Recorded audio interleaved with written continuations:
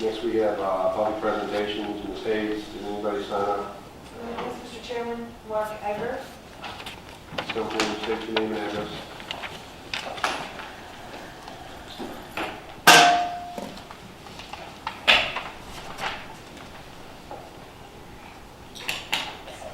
I'm Mark Egger, 721 Campbell Circle, Martinville.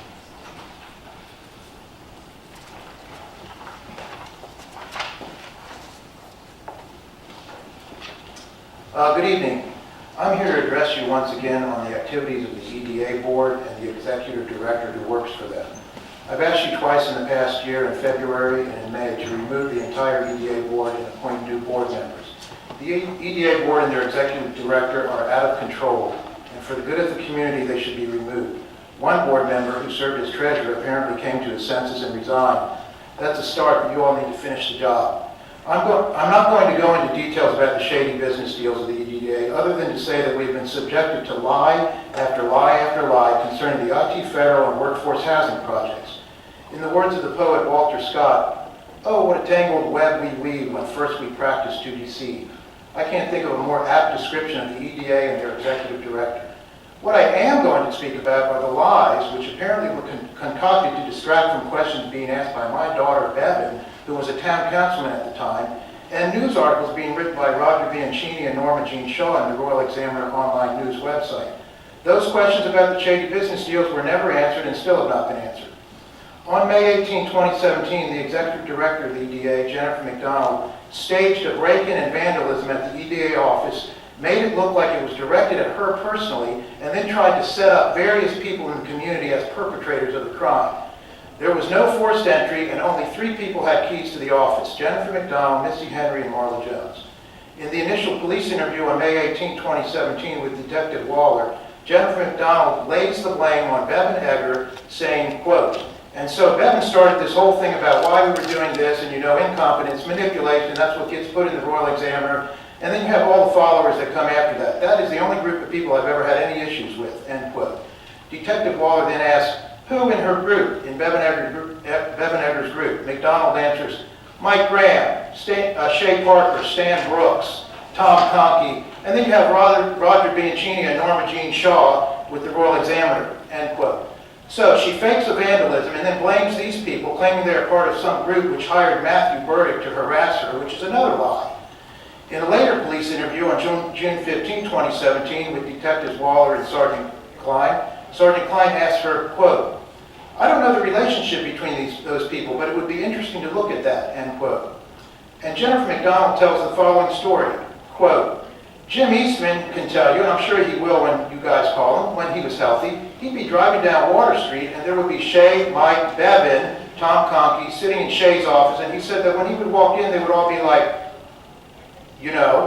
end quote." Now, Ron Llewellyn tells the exact same story during his interview with Detective Waller and Sergeant Klein on July 3rd, 2017, except that his story has it as Ron himself walking in on the secret meeting. Quote, "So I opened the door to his office and walked in, and when I did, there were about 5 people sitting in there in a little powwow, and you could tell when I walked in the door, there was shock on everyone's face. And one of them was, the first of all, Shay was there. The other was a guy named Tom Conkey, an ex-town council member, and Mike Graham was there, and Stan Brooks was there, and somebody else was there that day, missing one of them. But anyway, you could have heard a pin drop when I walked in the door," end quote. Detective Waller asked, "So it was Shay, Tom, Mike, Stan?" Llewellyn answers, quote, "It was the girl, the female. What's her name?" Waller answers, "Bevan?" Llewellyn says, quote, "Bevan, we're all in there together. And when I walked in, it's kind of like dead silence in there. And so I kind of pulled back and I said, 'Whoa, guys, I obviously walked into somebody's birthday party.' And Shay said, 'I've got your stuff here, no problem, I've got it for you,' and he got it, and I got out of there as quick as possible. But it was pretty obvious that something was going on," end quote. This story's a lie. Bevan has never even set foot in Shay Parker's office.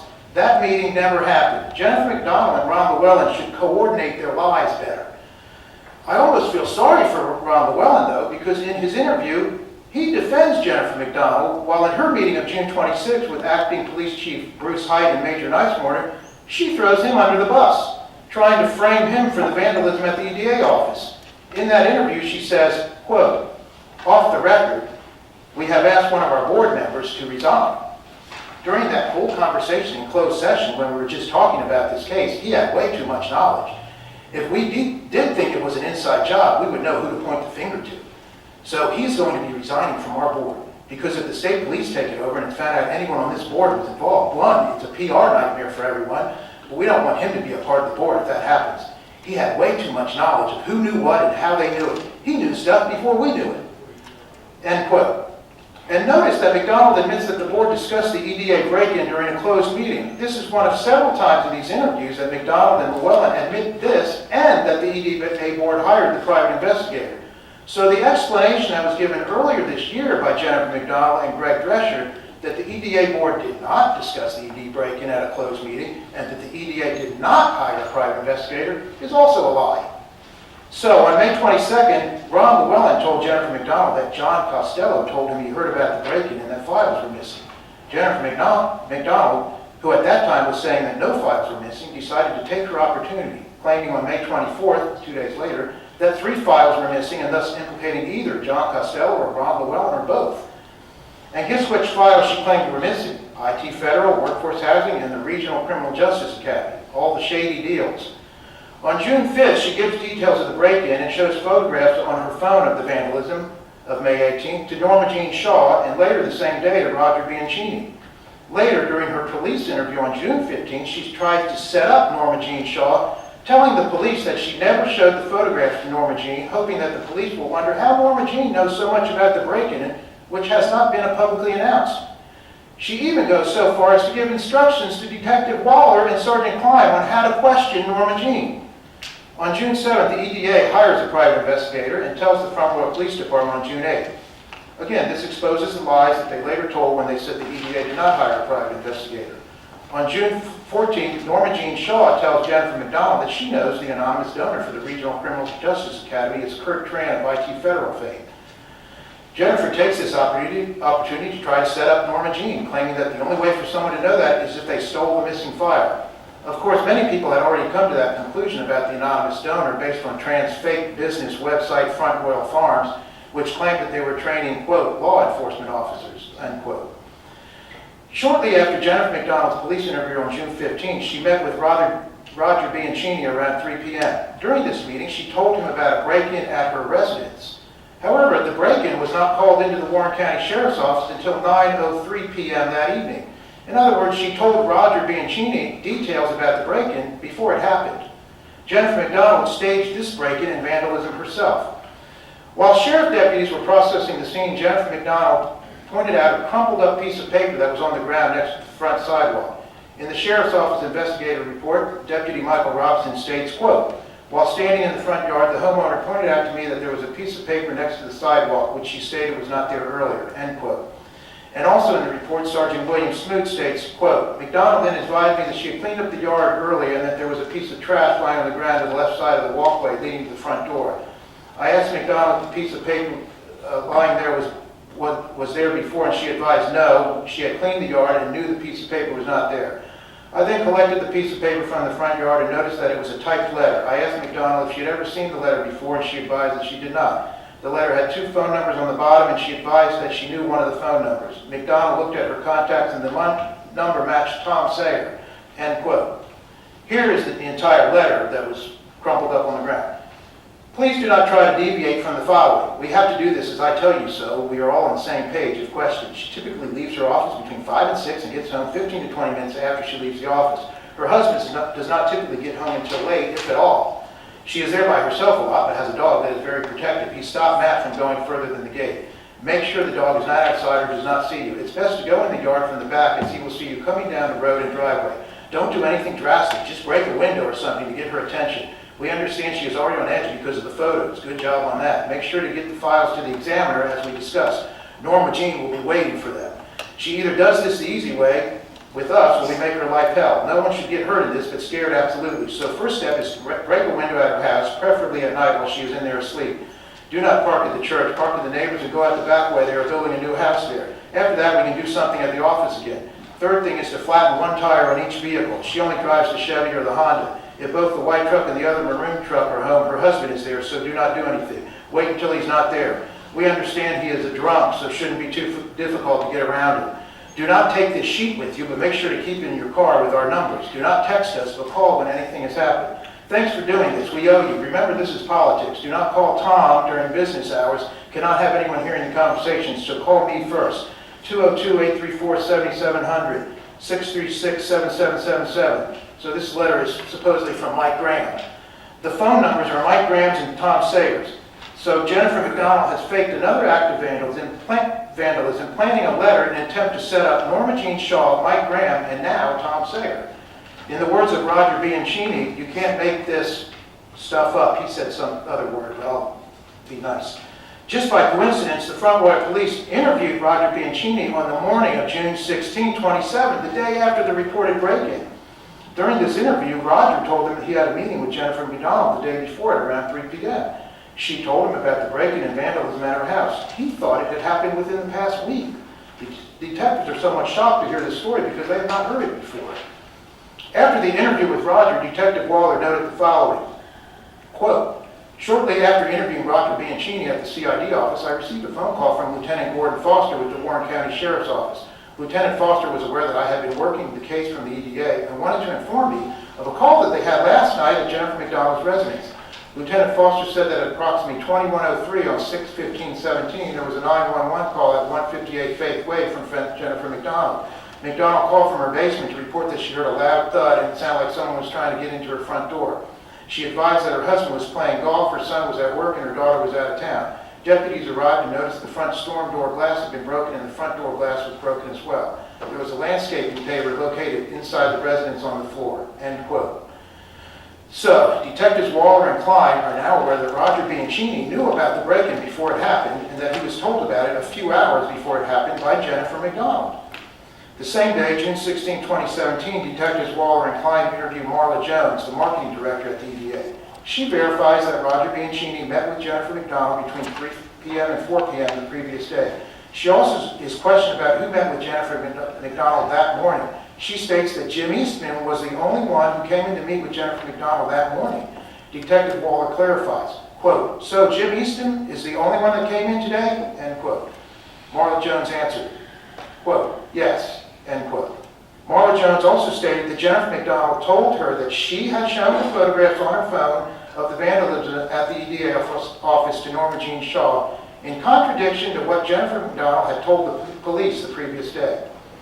The police re-interviewed Roger Bianchini that same afternoon and determined that he could not have done the vandalism at Jennifer McDonald's house because he was at the Melting Pot restaurant and there are witnesses and surveillance cameras that prove that. Because of the fact that local officials are suspects in the case, Detective Waller discusses the case with Captain Ryman on June 19, 2017, and it is decided that the Front Royal Police will temporarily stop the investigation and ask the Virginia State Police to take over the investigation. They schedule a meeting for June 29th. Inexplicably, Acting Police Chief Bruce Hyde and Major Nicewarmer have a meeting, not an interview, a meeting with Jennifer McDonald on June 26, 2017, a week after stopping the investigation to turn it over to the state police. In this meeting, Jennifer McDonald complains about how the Front Royal Police are handling the investigation into the EDA break-in. But at the beginning of the meeting, Jennifer McDonald feels comfortable enough to joke, quote, and everyone missed their chance today. Tom Sayer was riding a bike along the parkway. I offered to pay people money to take him out. I got some pictures, end quote. One of the police officers asked, no offers? Jennifer McDonald responds, quote, well, several people said you don't have to pay us, end quote, and there's laughter. In this meeting, Jennifer McDonald complains that the Front Royal Police detectives are not, quote, focusing on anything outside of the office, and that, end quote, and that Detective Klein said to her, quote, someone in this office has to do it, end quote. Yes, shortly. Inexplicably, Acting Chief Bruce Hyde tells Jennifer McDonald that they will be meeting with the state police on June 29th and that he expects the state police to take the case. Quote, that's the indication they gave me, end quote. What in the world is Acting Chief Bruce Hyde doing telling this to Jennifer McDonald, the prime suspect? And why is he even meeting with her a week after the investigation was stopped pending a request for the state police to take over? Jennifer McDonald's business partner in her Du Bois LLC was Sheriff Danny McKeithron. Acting Front Royal Police Chief Bruce Hyde is his brother-in-law. Jennifer McDonald now knows that the meeting with the state police is in 3 days. What happened next could be expected. The meeting on June 29, 2017 is with State Police Captain Gary Wilson, who knows Sheriff McKeithrin and served with him on the command board of the Northwest Virginia Regional Drug and Gang Task Force. The State Police declined to take the case, with Captain Wilson of the State Police stating, according to Detective Waller's report, quote, that he could not justify taking over this investigation because it was a breaking and entering with nothing of value taken. And there were only 2 elected officials named in the investigation, end quote. I wonder how many elected officials are required to be named in an investigation for the state police to take it over. After this meeting, the Front Royal Police continued their investigation until July 17, 2017. The EDA board sent a letter. Seriously, it's been 15 minutes. Okay, I've got a little bit more to go. How much? 1 minute? I don't know, maybe 2. 2 minutes. I mean, you don't want to hear this? I think, keep hearing it. I'm sorry. No, you haven't heard this before. How could you have heard this before? I've talked about this before. The police report was just released to me last week, so you have not heard this. If you've heard it, you've got the police report illegally. July 17, 2017, the EDA board sent a letter to Acting Chief Bruce Height in which they admit again that they discussed the investigation in a closed meeting and hired a private investigator and asked the Front Royal Police Department to put the investigation on inactive status. And the Front Royal Police Department did exactly that. They put their investigation on inactive status on July 18, 2017. Unbelievable. On October 31st, 2017, a meeting is held at Commonwealth's Attorney Brian Matt's office with Jennifer McDonald, Private Investigator Ken Pullen, and Front Royal Police Detective Landon Waller. Before this meeting, Detective Waller was told by Interim Chief Bruce Height that, quote, we were going to lay out the entire case to Brian Matt and we would be completely transparent, end quote. But that Waller, quote, was only to discuss the details of the B&E at the EDA on 5/18/17, end quote. In other words, he was not to discuss the information that came up during his investigation that Jennifer McDonald told Roger Bianchini about the other fake break-in before it happened. Some transparency there. At this meeting, Jennifer McDonald again complained about the Front Royal Police Department and how she felt the investigation, and how, quote, she felt the investigation turned towards her, end quote. Because he was not given all the information in the case, Brian Matt determined the case would remain inactive pending results that the Sheriff's Office was supposedly waiting for from the State Forensic Science Lab. It's unbelievable that Bruce Height ordered Detective Waller to withhold information from the Commonwealth's attorney.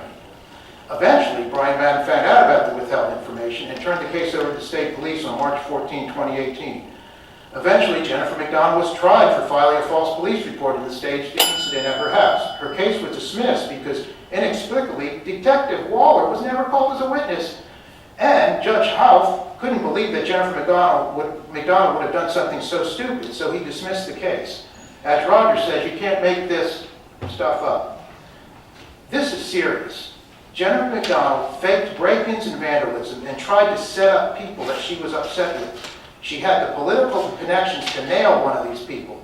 Her business partner was the sheriff. The sheriff's brother-in-law was the acting police chief. It's not hard to imagine one of these people she tried setting up getting railroaded into being charged. An innocent person could have gone to jail.